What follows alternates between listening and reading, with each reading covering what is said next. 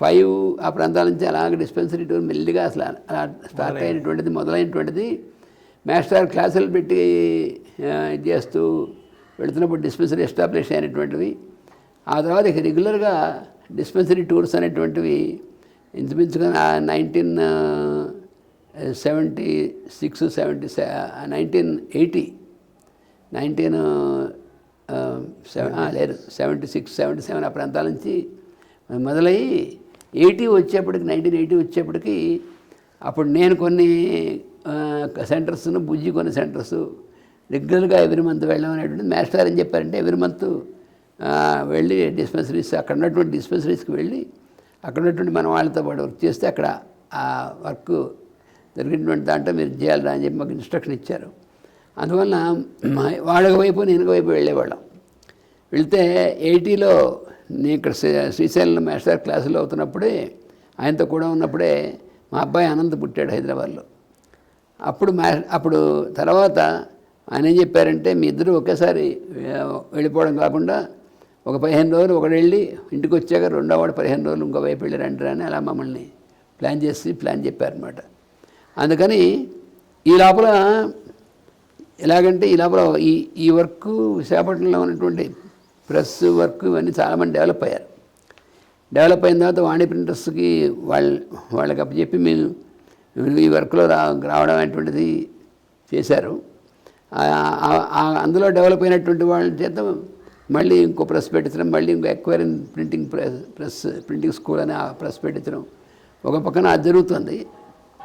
Press field నుంచి మేము dispensary ఫీల్డ్లోకి వచ్చి ఈ లోపల భుజి చేత మాస్టర్ హోమియో స్టార్ట్ చేయించారు. అది సుమారు ఏ సంవత్సరం అండి? మాస్టర్ హోమియో హోమ్ అనేటువంటిది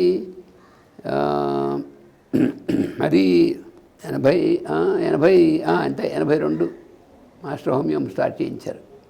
అది విశాఖపట్నం మొట్టమొదటి అక్కడ బీచ్ దగ్గరలో ఉన్నటువంటి ఏరియాలో, అంటే ఇప్పుడు రాధామాధవం అంటే దానికి కొంచెం డౌన్లో అక్కడ స్టార్ట్ చేయించారు. ఫస్ట్ పెయిడ్ డిస్పెన్సరీ కింద స్టార్ట్ చేయించింది మాస్టర్ హోమియో హోమ్. అప్పుడు చెప్పారనమాట, ఏమిటంటే కొంతమంది మాస్టర్ని ఏమిటంటే అంతా కూడా చారిటబుల్ వర్క్గా ఫ్రీ డిస్పెన్సరీ అని చేస్తూ మీ అబ్బాయి చేత పెయిడ్ డిస్పెన్సరీ ఎందుకు పెట్టించారని అడిగారు. అంటే అప్పుడు ఏం చెప్పారంటే, నా నిజమేను, ఇప్పుడు మా అబ్బాయి కాకుండా ఇంకా చాలామంది డాక్టర్స్ వెళ్ళి మెడికల్ కాలేజీలో చదివి బిహెచ్ఎంఎస్ డిగ్రీస్ తీసుకుని వచ్చి చేయాల్సినటువంటి అవసరం ఉంది ఫ్యూచర్లోను.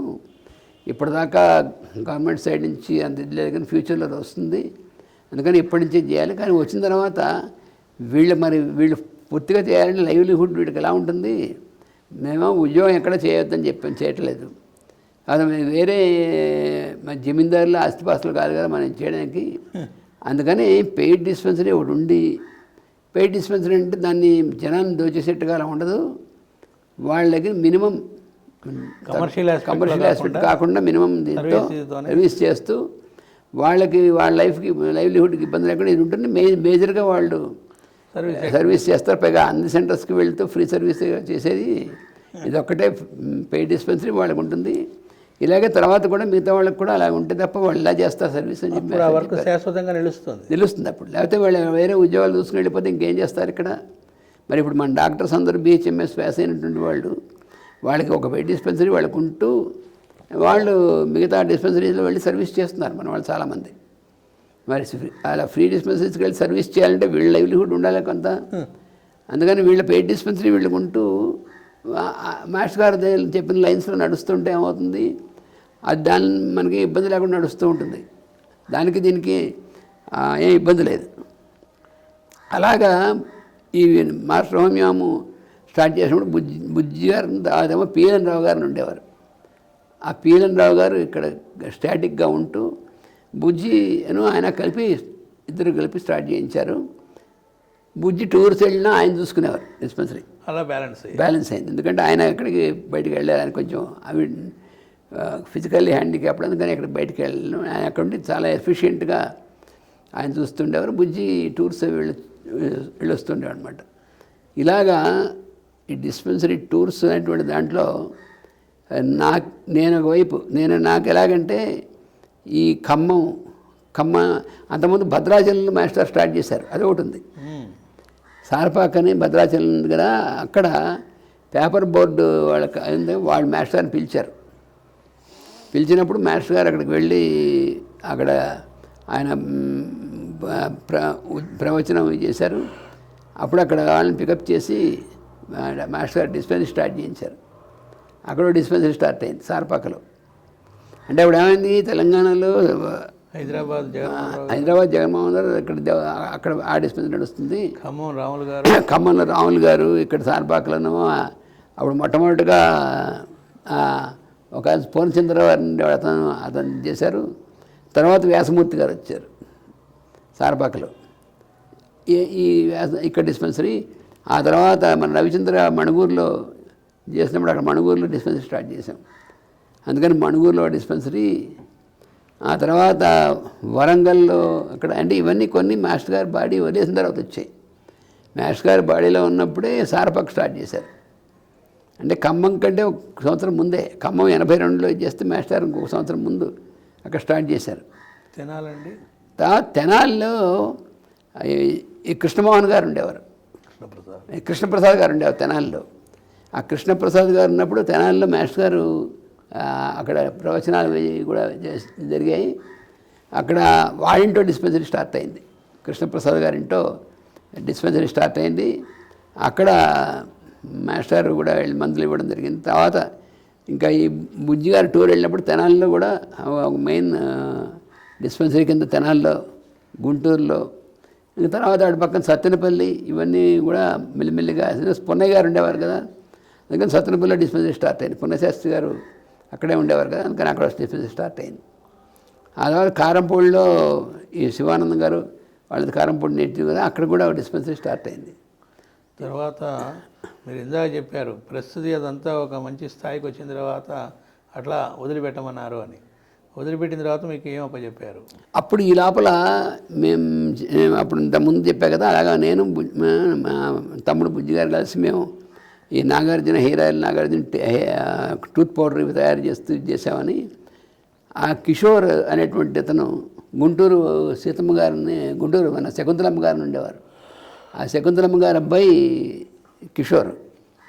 ఈ కిషోర్ని అంటే ఆయన ఫాదర్ చిన్నప్పుడు చనిపోయాడు అతనికి, అందుకని ఆవిడ చెప్పారు, మీ అబ్బాయిని నా దగ్గర పంపించు, నేను మా ఇంట్లోనే ఉంటాడు, వాడు మా పిల్లలతో పాటే ఉంటాడు, వాడికి కూడా నేను నేర్పివాడిని, వాడిని కూడా ఇది చేస్తాను, నీకేం భయం లేదు అని చెప్పి ఆవిడ చెప్పారు. ఆవిడ గుంటూరులోనే ఉండేది. ఈ అబ్బాయిని కిషోర్ని మా ఇంటి తీసుకొచ్చి మా ఇంట్లోనే అంటే బిడ్డ మాతో పాటే. అలాగే మాతో పాటు మా బ్రదర్లో ఇంకొన్నాళ్ళు అయ్యేప్పటికీ మా తమ్ముడే అనుకునేటువంటి అంత మాతో పాటు క్లోజ్గాను. అప్పుడు ఏం చేశారంటే 76లో కుటీర్ ఇండస్ట్రీస్ అనేటువంటిది, అంటే ఈ ఆయుర్వేదిక్ ప్రోడక్ట్స్ అనేటువంటిది, దానికి మనం ఒక పేరు పెట్టి ఒక ఫార్మసీ కింద డెవలప్ చేస్తామని చెప్పి అప్పుడు ఏం చేశారంటే కుటీర్ ఇండస్ట్రీస్ అనేటువంటిది ఆయన పేరు పెట్టి 76లో ఇది రిజిస్టర్ చేయడం జరిగింది. రిజిస్టర్ చేసి దాన్ని కుటీర్ ఇండస్ట్రీస్ అని, అక్కడ విశాఖపట్నంలో పద్మావతమ్మ గారిని ఉండేవారు. ఆవిడ సన్న, ఆవిడ కొడుకు కృష్ణారావు గారిని ఉండేవారు. ఆయన దీంట్లో పనిచేశారు స్టేట్ బ్యాంకులో. ఈ పద్మావతమ్మ గారు వీళ్ళంటే అసలు మచిలీపట్నంలో వాళ్ళ ఆస్తి, ఆ మచిలీపట్నంలో పద్మావతమ్మ గారి యొక్క ఆస్తే ఆవిడ మాస్టర్ వర్క్కి అక్కడ ఇస్తే, దాంట్లోనే ఈ సిహెచ్ఎస్ రాజు గారు అక్కడ డిస్పెన్సరీ, తర్వాత అక్కడ బాలభాను విద్యాలయం ఇవన్నీ కూడా అందులో పెట్టింది అప్పుడే, ఆవిడిచ్చిందే ఆస్తి. అంటే ఆస్తి అంటే ఆ బిల్డింగ్ ఆ ప్రాపర్టీ పూర్తిగా దీన్ని డెడికేట్ చేసింది ఆవిడ. అంటే ఆవిడ మాస్టర్ గ్రంథాలు అవి రాస్తుంటే రోజు మాస్టర్కి ఏదో టిఫిన్ పెట్టడం అలా చేస్తారు, సర్వీస్ చేసేది. ఆవిడ కొడుకు కృష్ణారావు గారు, వాళ్ళ ఇల్లు ఉండేది విశాఖపట్నం, ఇప్పుడు ఉంది. ఆ ఇంట్లో కింద భాగం, పైన వాళ్ళు ఉండేవాళ్ళు, కిందన కుటీర్ ఇండస్ట్రీ స్టార్ట్ చేశారన్నమాట. అప్పుడు మాస్టర్ స్వయంగా వచ్చి ఈ హెయిర్ ఆయిల్ టూత్ పౌడర్ ఇదే కాకుండా ఈ విటాకార్డ్ AHR అనేటువంటి 3 ఫార్ములాలు మాస్టర్ తయారు చేసి మాకు ఎలా చేయాలనేటువంటిది ఇచ్చారు. ఇచ్చి అవి కూడా స్టార్ట్ చేయించారు.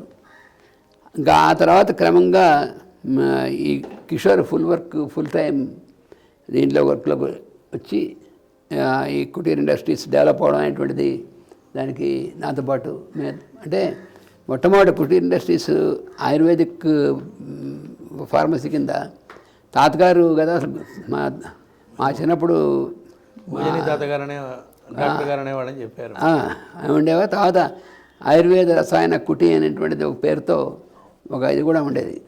ఆ తర్వాత తాతగారు పెద్దవారు అయిపోయిన తర్వాత ఇంట్లోనే తయారు చేశారు. అందుకని కుటీ అని ఉండేది, కుటీర్ ఇండస్ట్రీస్ అనే పేరు పెట్టి ఆయుర్వేదిక్ ఫార్మసీ కింద రిజిస్టర్ చేయించడం అనేది జరిగింది. కుటీర్ ఇండస్ట్రీస్ అనేది ఏర్పాటైందని చెప్పారు 76లో. ఇప్పుడు అనంతాచార్యుల వారు ఉన్నప్పుడు ఆయన దగ్గర మీరు శిక్షణ పొందారు.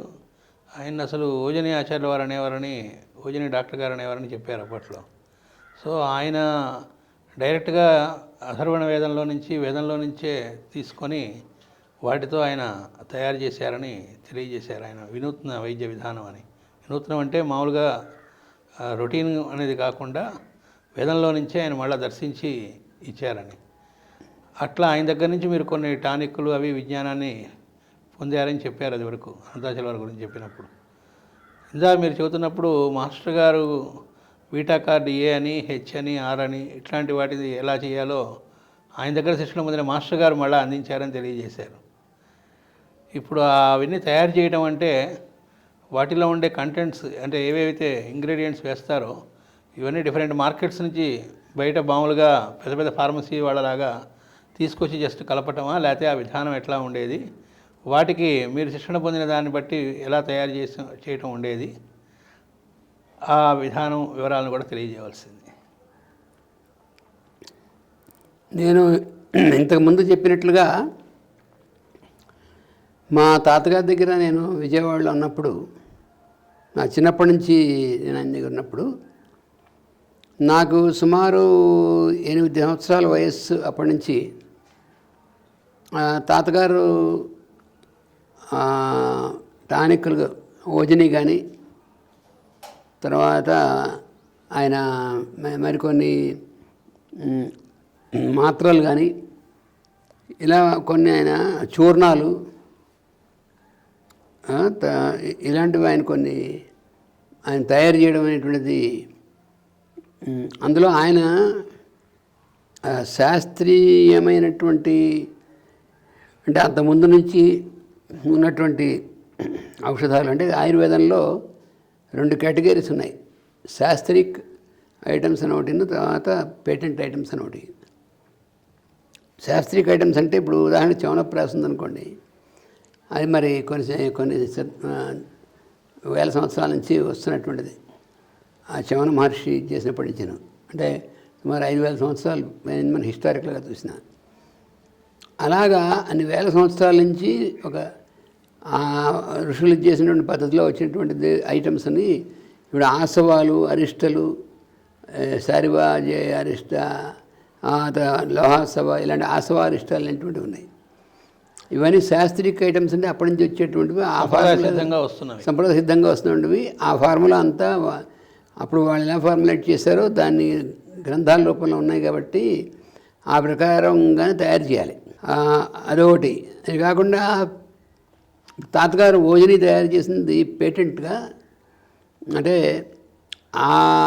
ఆ పద్ధతులు ఆయుర్వేదీయమైనటువంటి ఆ పద్ధతుల్లోనూ దాంట్లో ఏంటంటే కొన్ని విధానాలు, తర్వాత కొన్ని ఇంగ్రీడియంట్స్ అవన్నీ ఎలా ఎలా చేస్తే ఇలా అవుతాయనేటువంటిది ఆయన తన ఇన్సైట్తో వాటితో చేసి ఆ రకంగా తయారు చేయడం అనేటువంటిది చేశారు. తర్వాత చికిత్స చేసేటప్పుడు కూడా ఆయన ఇంతకుముందు కొన్ని ఎగ్జాంపుల్స్ ఇచ్చాను నేను.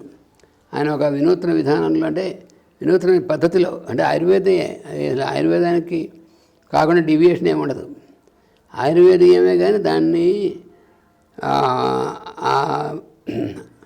మనలో ఉన్నటువంటి ప్రాణశక్తిని అద్భుతం చేసేటువంటి విధంగా సింపుల్ అయినటువంటి పద్ధతుల్లో ఎలా చేయాలి అలాగా ఆయన చేసేవారు. అవన్నీ కూడా ఆయన చిన్నప్పుడు ఆయన దగ్గర ఉన్నా కాబట్టి నేర్చుకున్నాను. తర్వాత ఈ టానిక్లు తయారు చేయడం అనేటువంటి దాంట్లో అది కొంచెం బాగా దానికి కావాల్సినటువంటి మూలికలు సరిగ్గా ఏ పద్ధతిలో ఉన్నాయి, అవి ఎక్కడ దొరుకుతాయి, ఎలా ఉంటుందనేటువంటిది అది కూడా చాలా అవసరం. అంటే మామూలుగా అనుకుంటారంటే ఏదో మూలికల షాప్లోకి వెళ్ళి ఆ మూలికలు కొనుక్కొచ్చేసి దాన్ని అలా తయారు చేస్తే ఏం పని చేయవు. ఎందుకంటే ఈ మూలికల షాపులో కమర్షియల్గా అమ్మేటువంటి వాటిని అన్నిటినీ మనం గుర్తుపట్టలేకపోతే వాళ్ళు మనం ఏ మూలిక అడిగితే వాళ్ళు దగ్గర ఉంటే ఇచ్చేస్తారు అదే అని. అది దానివల్ల అయ్యే పని కాదు. అందుకని ఖచ్చితంగా ఈ మూలికది ఇది, ఈ మూలిక ఇది అని దాన్ని దాని సహజంగా మొక్కగా ఉన్నప్పుడు ఎలా ఉంటుంది, దాన్ని తీసి దాన్ని మళ్ళీ ఎండబెట్టినప్పుడు ఎలా ఉంటుంది, చూర్ణం చేస్తారంటే ఇవన్నీ కూడా తెలుసుకోవాల్సినటువంటి అనుభవంలో.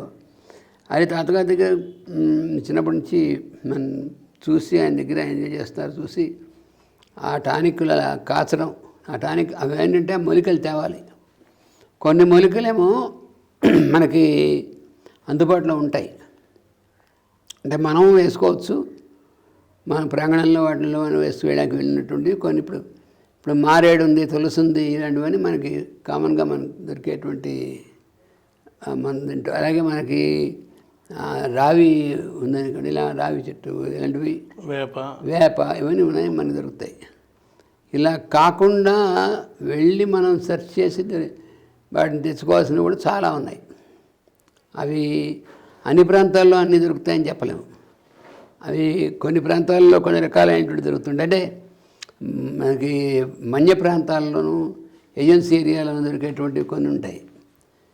కొన్ని ఏమో కొన్ని సముద్ర తీరాలు అప్పుడంతా ఇలా దాని లక్షణాలు బట్టి ఉండేటువంటి వాటిని దేనికి ఏది అవసరం అనేటువంటి దాని లక్షణాలు మనకి నిర్దిష్టంగా తెలిసినప్పుడు ఆ రకంగా తాతగారు ఫార్ములా అనేటువంటిది తాతగారు ఏం చేశారంటే ఓజని అనేటువంటిది ఓజస్సుని జనింపజేసేది అని. ఓజని అంటే ఆ ఓజస్సు అనేటువంటి దాన్ని మనకి ప్రాణశక్తికి చాలా ముఖ్యమైనటువంటిది. అందుకని ఆయుర్వేద శాస్త్రం ప్రకారం అది కనుక మనం ఇంప్రూవ్ చేస్తే వ్యాధి నిరోధక శక్తి అనేటువంటిది బాగా పెరిగితే వ్యాధి నిరోధం అనేటువంటిది ఆటోమేటిక్గా ఇది అవుతున్నటువంటిది. అది ఆయుర్వేదిక్ ప్రిన్సిపల్. మన హోమియోపతి కూడా అంతే. అందుకని తాతగారు మూలికలు కొన్ని అడవిలోకి వెళ్ళి, ఎందుకంటే కొన్ని మూలికలు అలా ఇక్కడ పడితే ఇక్కడ దొరకవు, కొంచెం అరణ్య ప్రాంతాలకు వెళ్ళి లోపలికి వెళ్ళి వాటిని తెచ్చుకోవాల్సినటువంటి ఉంటాయి. అవి అక్కడికి వెళ్తేనే దొరుకుతాయి. అంటే వాటి పవర్ పనిచేస్తుంది బాగా. వాటిని బాగా ఉండేటువంటి న్యాచురల్ గ్రాడ్యుయేట్ తెస్తే ఆ పవర్ బాగా పనిచేస్తుంది. ఇలాగా వాటిని ఐడెంటిఫై చేసి వాళ్ళు వెళ్ళి అవి గ్యాదర్ చేసి తెచ్చుకోవడం అనేటువంటిది చేయాలి. ఇప్పుడు ఏంటంటే ఇప్పుడు కొంత కమర్షియల్ అయిపోయింది కదా. ఇప్పుడు ఏంటంటే కమర్షియల్ అయిపోయింది అనమాట. అప్పుడు చాలామంది సొంతంగా ఫార్మసీస్ పెట్టినటువంటి వాళ్ళు ఇలాగా వెళ్ళి వాళ్ళు తెచ్చుకునే ప్రకారం చేసేవాళ్ళు. ఇప్పుడు బాగా కమర్షియల్ ఏవైపోయి పెద్ద పెద్ద కమర్షియల్ కంపెనీస్ వచ్చిన తర్వాత వాళ్ళు ఏం చేస్తున్నారంటే ఇవన్నీ కూడాను ఈ పౌడర్లు లేకపోతే అవన్నీ తయారు చేసేసి రెడీగా తెచ్చేటువంటి వాళ్ళ దగ్గర తీసుకోవడం కానీ, లేకపోతే అసలు కొన్ని చవనప్రాస ఉందనుకోండి, వాళ్ళకే ఇచ్చేస్తే వాళ్ళ పౌడర్లన్నీ కలిపేసి చవనప్రాస రకంగా తయారు చేస్తే వాళ్ళ దగ్గర అంటే అవుట్ సోర్స్ కింద అది తీసుకుని వాళ్ళ సీసాల్లో ప్యాక్ చేసి వాళ్ళు లేబుల్ వేసేసి వాళ్ళు అమ్మేస్తున్నారు. ఇంకా అది సరిగా ఎందుకు పని చేస్తుంది చేయదు. ఏదో ఎవడో క్యాలెండర్ తయారు చేస్తే మన పేరుతో వేసుకున్నట్టుగానే ఉంటుంది అది. అందుకని ఇప్పుడు చాలామంది మనం కుటీర్ ఇండస్ట్రీస్ ప్రొడ్యూస్ చేసిన చవనప్రాస వాడిన వాళ్ళు ఇలాంటి ఎఫెక్ట్ మిగతా పెడితే అంత రాదని ఇదే తీసుకుంటారు. ఎందుకని మేము మొత్తం ఆ శాస్త్రిక్గా ఎలా ఇచ్చారో చాలా కష్టమైన పని. అంత కష్టమైంది అంత పెద్ద క్వాంటిటీ ఒకసారి చేయలేము. ఎందుకంటే ఉసిరికాయలు తేవాలి, వాటిని చేసి బాగా పెద్ద కషాయం పెద్ద దేంట్లో కషాయంలో గుడ్డలో వేసి ముంచి అదే మరగబెట్టాలి. ఈ కషాయం ఆ ఉసిరికాయల్లోకి ఎక్కాలి. ఆ తర్వాత మళ్ళీ వాటిని అన్నింటినీ ఆ గింజలు లోపల బయటికి తీసేటట్టుగా అవన్నీ గింజలన్నీ బయటికి తీసేయాలి. అంటే గింజలు తయారు చేస్తాం. ఆ పిప్పి తీసుకోవాలి, దాన్ని మళ్ళీ బాగా కాచాలి ఈ కషాయాలతో. అది అయిన తర్వాత అదంతా తీసి దాన్ని బాగా మెత్తగా గ్రైండ్ చేసి పీచుండి తీసి గ్రైండ్ చేసి అప్పుడు మళ్ళీ పాకం పట్టాలి. ఇదంతా ఆ పాకం ఎంత పట్టాలి, ఎలా కలపాలంటే ఆ పాకంలో కలపాలి. మళ్ళీ కలిపిన తర్వాత వేయాల్సినటువంటి కొన్ని ఈ మూలికలు తాలూకు పౌడర్స్ అవి దాని మీద వేయాలి. ఇవన్నీ వేస్తే పెద్ద క్వాంటిటీ ఒకసారి తయారు చేయడానికి అవదు. అంటే పర్ఫెక్ట్గా అంటే ఆ ప్రకారం తయారు చేస్తే. కానీ మీకు అది ఆ చవనప్రాస తిన్నటువంటి వాళ్ళకి షూర్గా దానికి ఎఫెక్ట్ బాగా కనిపిస్తుంది. కానీ ఈ తయారు చేసేటువంటిది కొంచెం మరి ఆ రకంగా శాస్త్రీయ ప్రకారం తయారు చేయాలంటే ఇంత కష్టపడాలి. అందుకని మాకు మాస్టర్ గారు ప్రెస్ ప్రారంభం చేయించినప్పుడు చెప్పారు, తర్వాత కుటీర్ ప్రారంభం చేసినప్పుడు చెప్పారు ఏంటంటే, మీరు ఎట్టి పరిస్థితుల్లోనూ కమర్షియల్ కోసం కాదు మీ చేత స్టార్ట్ చేస్తుంది. నేను ఒకటేమో మీ లైవ్లీహుడ్కి మీరు మీతో పాటు కొంతమంది ఫ్యామిలీస్ వాళ్ళ లైవ్లీహుడ్కి ఇబ్బంది లేకుండా మీరు సింపుల్ లివింగ్కి సరిపోయేట్టుగా ఉండడానికి. రెండోది, దీంతో మనం ఏం చేస్తున్నామో ప్రొడ్యూస్ చేసేది ఇది సరైనటువంటిది అందరికీ అందినట్లయితే వాళ్ళకి వాళ్ళకి హెల్త్ బంద్ చేయడానికి ఈ వ్యూలో పెట్టండి. కానీ మీరు ఈ మిగతా కంపెనీస్ చేస్తుండగా మార్కెటింగ్ చేయడం కోసం వీటిని రకరకాలైనటువంటి వీటి కానీ రకరకాలుగా తయారు చేయడం కానీ, లేకపోతే మార్కెటింగ్ ఏజెన్సీస్కి ఇస్తే వాళ్ళు దీనికి మీరు ఎలా చేశారో దానికి ఒక 5 రెట్లు 6 రెట్లు వాళ్ళు పెంచేసేసి వాళ్ళు అమ్మితే ఆ భారం అంతా కొనుక్కునేవాడేం పడుతుంది. అందుకోసం కాదు మీరు చేయాల్సింది. అందుకని మీరు ఎప్పుడూ దీన్ని పెద్ద లెవెల్లోకి తీసుకెళ్ళి మార్కెటింగ్ చేయాలనేటువంటిది ఆ ప్రయత్నం చేయొద్దని చెప్పారు. అంటే ఇవి దెబ్బతినకూడదు. మనం బేసిక్గా క్వాలిటీ ప్రకారం మనం తయారు చేస్తున్నాం, ఇది దెబ్బతినకూడదని మాస్టర్ గారు మాకు ముందే కుటీరలు ఇచ్చారు. ప్రింటింగ్ ప్రెస్ పెట్టినప్పుడు కూడా మీరు పెద్ద ప్రాఫిట్స్ చేసి చాలా పద్ధతి అలాంటివి కాకుండా మీరందరూ ఇంకా కొంతమంది ఇందులో అయితే వాళ్ళకు కూడా లైవ్లీహుడ్ అలాగే తీసుకురావాలి. కానీ దీన్ని అని ప్రెస్ అలాగే వాణి ప్రింటర్స్ ఇంతకుముందు చెప్పా కదా, వాణి ప్రింటర్స్లో మన వాళ్ళు అందులో వర్కర్స్గా వచ్చి వీళ్ళు తయారై వాళ్ళు చేసిన తర్వాత వాళ్ళకి ఆ ప్రెస్ వాళ్ళకి అప్పచెబితే మళ్ళీ అందులో కొంతమంది చేత ఇంకో ప్రెస్ పెట్టించి ఇలాగా చేశారు. అలాగే మీ కిషోర్ మా ఇంట్లో ఉండి పెరిగాడు చిన్నప్పటి నుంచి. ఆ కిషోర్కి అంటే ఎప్పుడైతే ఈ డిస్పెన్సరీ వర్క్ ఇదంతా అయిన తర్వాత మా బుజ్జి గారు తప్పనిసరిగా డిస్పెన్సరీ వర్క్ ఎక్కువ టైం దాన్ని డివోట్ చేయాల్సినటువంటి సమయం వచ్చింది, బాగా ఎక్స్పాండ్ అయింది. అప్పుడు ఈ ఇంతట్లోకే కిషోర్ కూడా చిన్నప్పుడే మా ఇంటికి వచ్చాడు కాబట్టి నాతో పాటు కిషోర్ని చేసిన తర్వాత ఈ కుటీర్ ఇండస్ట్రీస్ అనేటువంటిది ప్రత్యేకంగా డెవలప్ చేయడానికి కిషోర్ని నాతో పాటు ఫుల్ టైమ్గా నాతో పాటు దీంట్లో మాస్టర్ చేశారు. అందుకని నేను కిషోర్ కలిసి ఈ కుటీర్ ఇండస్ట్రీస్ దాన్ని డెవలప్ చేయడం అనేది చాలా టఫ్ జాబ్. అది ఏంటంటే ఒక ఫార్మసీ లాగా దాన్ని డెవలప్ చేసి దాన్ని నిలబెట్టుకోవాలి. పైగా మనం దాన్ని అందులో వర్క్ చేసేటువంటి వాళ్ళకి జీతాలు కరెక్ట్గా ఇవ్వాలి, నిలబెట్టుకోవాలి. మనం గవర్నమెంట్ సైడ్ నుంచి కట్టాల్సిన ట్యాక్స్ కూడా ఇవన్నీ అన్నీ కలిపి ఉంటాయి. ఉరికిన మందులా తయారు చేసి బ్యాక్ చేసి అమ్మేసేటువంటిది కాదు కదా. అందుకని వీటన్నిటినీ బ్యాలెన్స్ చేసుకుంటూ మనం ఒక మంచి ప్రోడక్ట్ అనేటువంటిది మనం తయారు చేసి వీటిని అందరికీ అందించాలి. అయితే బేసిక్గా ఫస్ట్ గ్రౌండ్ వర్క్ అనేటువంటిది చాలా డిఫికల్ట్. ఎందుకని మార్కెట్లోకి ఏమో వెళ్ళడం చాలా కష్టం, ఎందుకంటే బయట చాలా ఉంటాయి, మనకి రాదు. మరి ఎలాగ వీటికి అవుట్లెట్ అంటే మాస్టర్ గారు ఏం చెప్పారంటే, మనము మన సెంటర్స్ డెవలప్ అయ్యాయి, మన డిస్పెన్సరీస్ డెవలప్ అయ్యాయి, మన సెంటర్స్ డెవలప్ అయ్యాయి. ముందు మీరు ఈ ప్రోడక్ట్స్ అనేటువంటివి వాటి ద్వారా కొంతమందికి మనం సప్లై చేస్తే ఇవి మనం జెన్యూన్వి కాబట్టి, తర్వాత ఏమో జెన్యూన్వి, తర్వాత నాన్ కమర్షియల్గా అంటే అంత ఇదిగా కాదు కాబట్టి వాటి అందుబాటులో ఉండేటువంటివి వాళ్ళ రేట్లు ప్రైసెస్ అవి కూడాను. అందుకని ఆ విధంగా తర్వాత అగరబత్తీస్ కూడా మాస్టర్ గారు మాకు ఇంట్రడ్యూస్ చేయించారు. ఎందుకంటే మన వాళ్ళందరూ అగరబత్తులు వాడతారు. ఈ అగరబత్తులు మిగతా వాళ్ళు చాలా సెంటెడ్ కెమికల్స్ ఇవన్నీ వేసేసి ఆ స్మెల్ వచ్చేలా చేసి వేసేసి ఘాటుగా ఉండి ఇవన్నీ మనకు మెడిటేషన్ కండి అంత అలా కాకుండా ఇవి న్యాచురల్ వీటిలో ఉన్నటువంటి తయారు చేస్తే మనకి చాలా మంచి ఇదిగా ఉంటుందని చెప్పి అగరబత్తీస్ కూడా మాస్టర్ గారు మొన్న ఒక 5-6 ఫార్ములాలు ఆయన తయారు చేసి చెప్పి మీ దగ్గరుండి ఇలా కలపాలి, ఈ ఫార్ములా తయారు చేయాలని మాకు అగరబత్తీస్ కూడా చేయించారు కుటీర్ ఇండస్ట్రీస్లో. అందుకని ఫస్ట్ హెయిర్ ఆయిల్, నెక్స్ట్ ఏమో టూత్ పౌడర్, అది ముందు నుంచే మేము అలవాటు అయ్యేది కాబట్టి మేము వాటిని స్టాండర్డ్స్ ప్రకారం అవన్నీ అవి తయారు చేయడం అవి కూడా అంత ఈజీ కాదు. టూత్ పౌడర్ తయారు చేయాలనుకోండి, వేప, నేరేడు, ఇలాంటివన్నీ కూడా కొన్ని ఆకులు వెళ్ళాలి, ఆకులు కలెక్ట్ చేయాలి, అవి ఎండబెట్టాలి, అవి చూర్ణం బాగా మెత్తటి చూర్ణం చేయించాలి. అప్పుడు మేము ముందే మిషనరీ కొనేంత, ఇప్పుడు గ్రైండింగ్ మిషన్ కూడా కొన్నాక కూడా అప్పటికి అంత స్తోమత ఎక్కడుంది. అందుకని మా వర్కర్స్ చేతే వాటిని జాగ్రత్తగా చేసి వాళ్ళు కూడా బాగా చేసేవాళ్ళు. అవన్నీ చూర్ణం చేయడం, ఆ చూర్ణం చేసింది వస్త్రకాయలతో పట్టడం పెద్ద పని, ఇది చాలా ఈజీ పని కాదు. అవన్నీ ముందు మేము మాన్యువల్గా ఇంట్లో మేము చేసేవాళ్ళం. అది ఒక స్టేజ్ దాటిన తర్వాత మనం అందరికీ సప్లై చేయాలంటే ఇంట్లో చేసేటువంటి చాలదు. అందుకని ఆ నూనె కాచడం, ఆ నూనె ముందు కషాయం కాచాలి, అది నూనెతో కాచాలి, దాన్ని ఏమో తీర్చాలి, దాన్ని తీర్చిన తర్వాత మళ్ళీ దాన్ని బాగా ఇదిగా ఉండి ఎక్కడ నలకలు లేకుండా దాన్ని మళ్ళీ ఫిల్టర్ చేయాలి. ఇన్ని పనులు ఉంటాయి.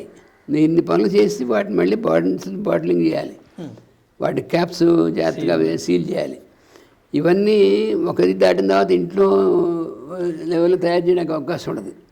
అందుకని అంటే అప్పుడు అలాగే ఇంట్లో తయారు చేసి మన వాళ్ళు అలవాటు పడిన వాళ్ళని తెలిసిన వాళ్ళకి వాళ్ళందరికీ అందించడం, మన డిస్పెన్సరీలో కూడా కొంతమందికి వచ్చిన వాళ్ళకి ఇంట్రడ్యూస్ చేయడం, అవన్నీ చేసాం మాన్యువల్గా.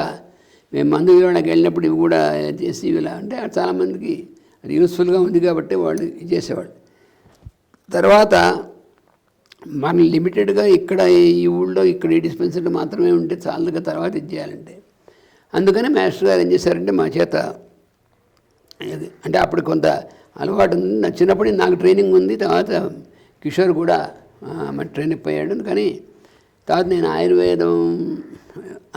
ఆయుర్వేద శాస్త్రజ్ఞానం కూడా పరిజ్ఞానం తాతగారి దగ్గర చిన్నప్పటి నుంచి ఉంది. సంస్కృతం చిన్నప్పటి నుంచి వచ్చింది కాబట్టి ఆ గ్రంథాలు చదివి దాంట్లో అర్థం చేసుకునేటువంటిది ఉంది. ఈ లోపల కిషోర్ కూడా నాతో పాటు ఇవన్నీ చేయడంతో అతనికి కూడా అనుభవం వచ్చింది. అందుకని మేము జాగ్రత్తగా ఎక్కడి నుంచి ఏవి తెచ్చుకోవాలి, వాటిని కొన్ని సీజన్లోనే ఉంటాయి కొన్ని మొక్కలు. బలా తైలం అని తయారు చేస్తుంటాం మేము, మృసంజీవని తైలం అని తయారు చేస్తుంటాం. వాటిలో కావాల్సినటువంటి ఆ బలా మొక్కలు అనేటువంటివి ఎప్పుడైతే వర్షం వస్తుందో ఆ వర్షాకాలంలో చాలా చోట్ల అవి అప్పుడు వాటందరూ వస్తాయి. అవి మేము ప్రొక్యూర్ చేసి తీసుకొచ్చి ఆ బలా మొక్కల్ని వాటిని జాగ్రత్తగా ఆ మొక్కల్ని ఎండబెట్టి వాటిని పైగా మళ్ళీ సంవత్సరం దాకా మళ్ళీ వర్షాకాలం వచ్చేదాకా అవి రావు, ఒక 2 నెలలు. పైగా వర్షాకాలంలో మీరు వస్తే వర్షాకాలం అయ్యాక కానీ ఎండబెట్టలేరు, చలికాలం ఎండాకాలం నెక్స్ట్. అయితే మేము ఏం చేసేవాళ్ళం అంటే దాన్ని ఫ్రెష్గా కూడా ఉందని కూడా కాచి చేయొచ్చు, బాగా ఎఫెక్టివ్గా ఉంటుంది. అందుకని అలా బాగా దొరికినటువంటి కాలం ఫ్రెష్గా ఉన్నటువంటివి చేస్తాం. తర్వాత వాటిని జాగ్రత్తగా మనకి మళ్ళీ సంవత్సరం దాకా దొరకవు కాబట్టి వాటిని ఎంతవరకు మనం వస్తాయనేటువంటి జాగ్రత్తగా తీసుకొచ్చి జాగ్రత్తగా ఎండబెట్టి ఎండిన తర్వాత ఇక పాడవు, వాటన్నిటిని ఎలా ప్రిజర్వ్ చేయాలి, ఇవన్నీ బాగా మాకు అనుభవంలోకి వచ్చాయన్నమాట.